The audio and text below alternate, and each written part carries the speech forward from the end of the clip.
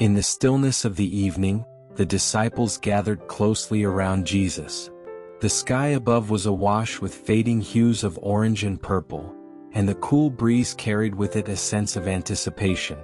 They had been journeying with Jesus for a long time now, leaving behind their former lives, their families, and everything familiar. But with the road ahead still shrouded in mystery, they couldn't help but feel uneasy about what lay before them. Life with Jesus had brought new understanding and purpose, but it had also stirred up fears about change, loss, and the unknown. Jesus, sensing their worries, smiled with gentle compassion. He looked at them, his eyes filled with the wisdom that came from seeing into their very souls. "Let me tell you a story," he said softly, drawing their attention in a way that only he could. In a quiet valley surrounded by towering mountains and flowing rivers, there lived a young man named Eli. The village Eli called home was simple and peaceful, its beauty enhanced by the natural rhythm of the seasons. The people there lived in harmony with the land, farming in the spring, harvesting in the fall, and taking rest in the winter. But while the village thrived on change, Eli feared it. Unlike the others, who welcomed the turning of the seasons and the shifts in nature, Eli clung desperately to routine. His life was one of predictability and order. Each morning, Eli would rise before dawn, tend to his modest garden, and sit by the same spot on the riverbank, watching the water flow by, always the same, always constant. It was in this constancy that Eli found comfort. However, this seemingly peaceful life masked a deeper turmoil. Years ago, Eli's father had fallen ill during a harsh winter, a sudden change that had shaken Eli to his core. He had watched helplessly as his once strong and lively father had withered away, leaving behind a void that Eli could never quite fill. In that moment of loss, Eli had vowed never to let anything disrupt his life again. He believed that if he could keep things the same, he could keep the pain at bay. From that point on, Eli avoided anything that could introduce uncertainty into his life, refusing to take risks or venture beyond the boundaries of what he knew. The seasons came and went, and while the village adapted to the changes around them, Eli became more withdrawn, more fearful of the world outside his small, controlled bubble. Autumn was particularly difficult for him. As the leaves turned golden and fell to the ground, Eli saw it as a reminder that nothing in life could be kept the same, no matter how much he tried. He watched as his neighbors embraced the changing season, preparing for the winter ahead, while he tried to hold on to the fleeting warmth of summer. One crisp autumn evening, as the sun dipped below the horizon and painted the valley in shades of orange and gold, something unusual happened. A stranger arrived in the village. He was an old man, his hair silver and his face lined with age, but there was something timeless about him. In his hand, the old man carried a small flower, one that shimmered in the fading light with colors Eli had never seen before. The petals seemed to shift and change with every movement, glowing first pink, then blue, then gold, and back again. The old man made his way through the village until he reached the riverbank where Eli sat, as he did every evening, lost in his thoughts.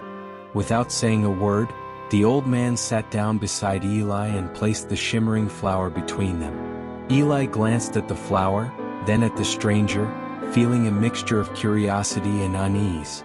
There was something about the old man's presence that felt both familiar and mysterious, as though he carried with him the wisdom of ages past. After a long silence, Eli finally spoke. "What is this flower?" he asked, unable to hide the apprehension in his voice. The old man smiled kindly and replied, "This is the flower of time. It blooms only in places where the winds of change blow the strongest. It is a reminder that life is always moving, always shifting. True beauty is not found in resisting change, but in embracing it." Eli looked at the flower, captivated by its ever-changing colors but wary of its meaning. "I don't want things to change," he said quietly, his voice betraying the deep fear he had carried for so long.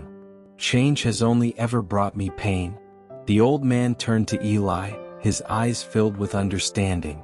"Ah," he said gently, "you see change as something that takes away, something that disrupts. But what if I told you that change is not meant to destroy but to create? What if I told you that by clinging so tightly to what you know, you are missing out on something far more beautiful? Eli's heart raced as the old man's words struck a chord deep within him. He had never thought of change as anything but a threat. But what if I lose everything? Eli asked, his voice trembling. What if I let go and everything falls apart? The old man's smile softened. Look at the river, he said, gesturing to the water that flowed steadily before them. It is always moving, always changing. Yet it remains the river, full of life and purpose. If it stopped moving, it would become stagnant, lifeless. So it is with your life, Eli. You cannot stop the flow of change, but you can choose how you move with it. Eli stared at the river, feeling a strange sense of clarity. He had always seen the river as something constant, something he could rely on to stay the same. But now he realized that the river's beauty came from its movement, from the way it adapted to the changing landscape, carving new paths and bringing life wherever it flowed. For the first time, Eli began to understand that change was not something to fear. It was the force that allowed life to continue. The old man gently placed the flower of time in Eli's hands. Keep this flower as a reminder, he said. Change is not the end, it is the beginning of something new. It is through change that you will find the true beauty and fullness of life. That night Eli couldn't sleep.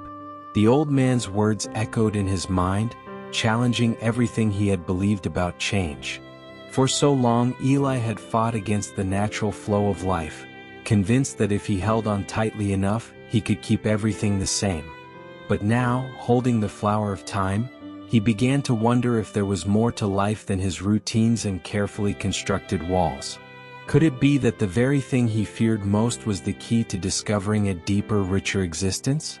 In the days that followed, Eli found himself drawn back to the riverbank, where the shimmering flower continued to bloom. Each time he looked at it, he felt something inside him begin to shift. The fear that had once held him captive started to loosen its grip.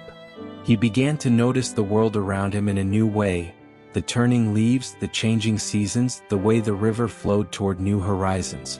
Slowly, Eli allowed himself to step outside his comfort zone. He began to embrace small changes in his life, trying new things, exploring new places, and even allowing new people into his heart. The villagers noticed the change in Eli. The man who had once been so withdrawn, so fearful of the unknown, was now more open, more willing to take risks and adapt to the world around him. They came to him for advice, seeing in him a new wisdom that had not been there before. Eli's life, once so confined and predictable, began to expand, bringing with it new joys and new opportunities. But Eli's greatest test came one winter, when a powerful storm swept through the valley. The winds howled, the river swelled, and the villagers feared for their crops and their homes. In the past, Eli would have urged them to stick to their old ways, to weather the storm as they always had. But now, with the old man's wisdom still fresh in his mind, Eli knew that they could not survive without change. He gathered the villagers and spoke to them with a confidence they had never seen before. We cannot face this storm the way we have in the past, Eli said. We must adapt. We must build stronger homes, plant crops that can withstand the cold, and work together to protect what we have. The villagers, who trusted Eli's judgment, agreed to follow his lead. They reinforced their homes, planted new crops, and prepared for the worst. When the storm finally passed, the village stood resilient. The crops flourished, the homes held strong, and the villagers were safe. As Eli stood by the river that evening, watching the water flow once again in peaceful harmony, he realized that change had not destroyed them, it had made them stronger. The village had not only survived, but thrived because they had been willing to adapt, to grow, and to embrace the unknown. Years passed, and Eli became an old man, much like the stranger who had come to him that autumn evening. The flower of time remained with him, its colors still shifting and shimmering, a constant reminder of the lesson he had learned. Eli became known throughout the village not just for his kindness, but for his wisdom. People came from near and far to seek his counsel, and Eli would often sit by the river, telling them the story of the flower of time and the old man who had taught him that true beauty lay in embracing life's inevitable changes. Jesus paused as he finished the story, and the disciples sat in thoughtful silence, their hearts moved by the tale of Eli. Each of them could see themselves in Eli's journey, his fear of change, his reluctance to let go of the familiar, his struggle to embrace the unknown. They too had given up so much to follow Jesus, and the uncertainty of the future weighed heavily on them. Jesus, seeing the worry in their eyes, spoke softly but with great authority. "My beloved friends, I know that you fear change. It is natural to be afraid of the unknown, to want to hold on to what is familiar. But just as Eli learned, change is not something to be feared. It is a gift, a chance to grow, to discover new strengths, and to see the world in new and beautiful ways." He paused for a moment, letting his words sink in before continuing. "When you face change, do so with faith. Know that I am with you, guiding you through every storm. You may not always understand why things must change, but trust that it is part of God's plan for your life. Just as the river flows toward new horizons, so too will your life flow toward the purpose for which you were created." Tears filled the eyes of the disciples, not out of sorrow, but from the deep emotion that Jesus' words stirred in their hearts. They had left behind so much to follow him, and though the path ahead was uncertain, they now felt a profound sense of peace.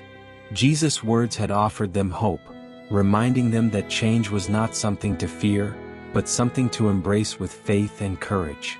Jesus smiled at them, his love for them evident in his gaze.